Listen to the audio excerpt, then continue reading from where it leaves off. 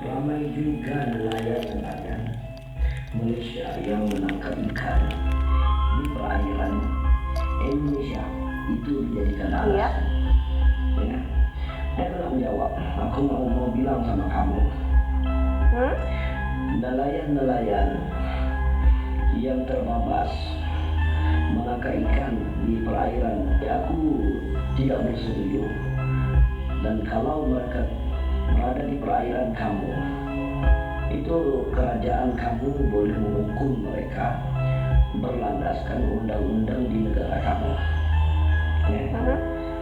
Tapi bagi aku, mana-mana nelayan yang terbabas, ya mereka menangkap ikan di atas lautan, mereka terkadang tidak dapat melihat, tidak dapat membedakan yang mana batas badan sesuatu negara.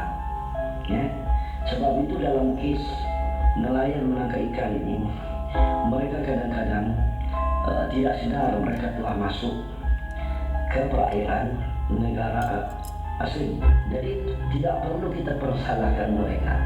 Mereka yang ditangkap itu dihukum kemudian diantar pulang.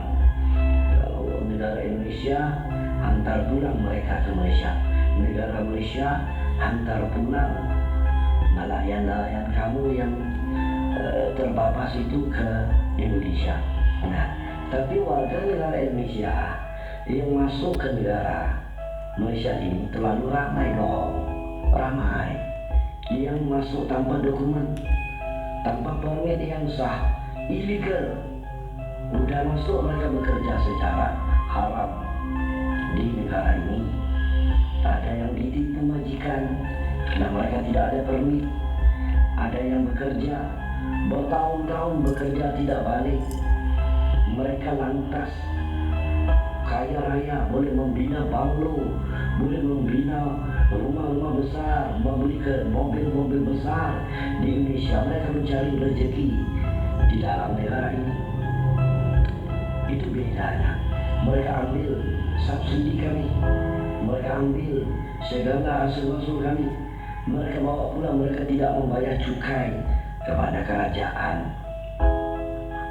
Mereka suatu kali menjadikan negara ini umpama negara mereka, tanpa ada dokumen yang sah, masuk secara kosong, menggunakan ejen-ejen, menggunakan laluan tikus. Ini yang kita bicara, yang masuk secara legal melalui imigrasi Malaysia tidak jadi masalah dong. Ribuan rakyat Malaysia hidup secara ilegal di negara Korea Selatan.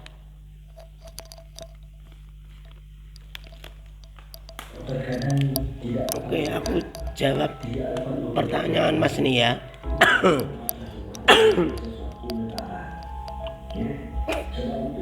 Mengapa para TNI atau pekerja Indonesia lebih memilih jalur ilegal bila ke Malaysia nih ya?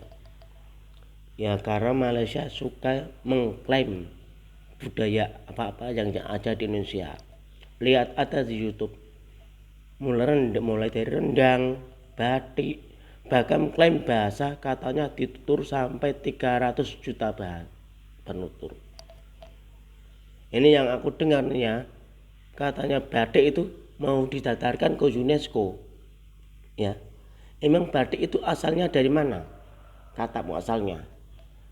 Bahkan yang terakhir ini ya, sarapan. Kata sarapan itu asalnya dari bahasa Jawa, bukan bahasa Melayu. Ya.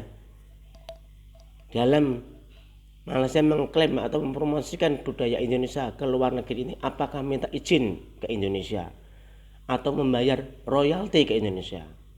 Bila tidak, maka wajar dong para TKI Indonesia ke Malaysia ya seenaknya situ, ambil subsidi Malaysia, ambil itu izin Malaysia, nggak masalah dong. Kita kan sama serumpun toh, ya. Kamu Malaysia seenaknya saja mengklaim budaya Indonesia tanpa izin, tanpa membayar royalti ke Indonesia, maka seenaknya juga para TKI ke Malaysia tanpa izin, tanpa permit. Wajar dong, kita kan serumpun. Impas kon mas. Oke, wassalam.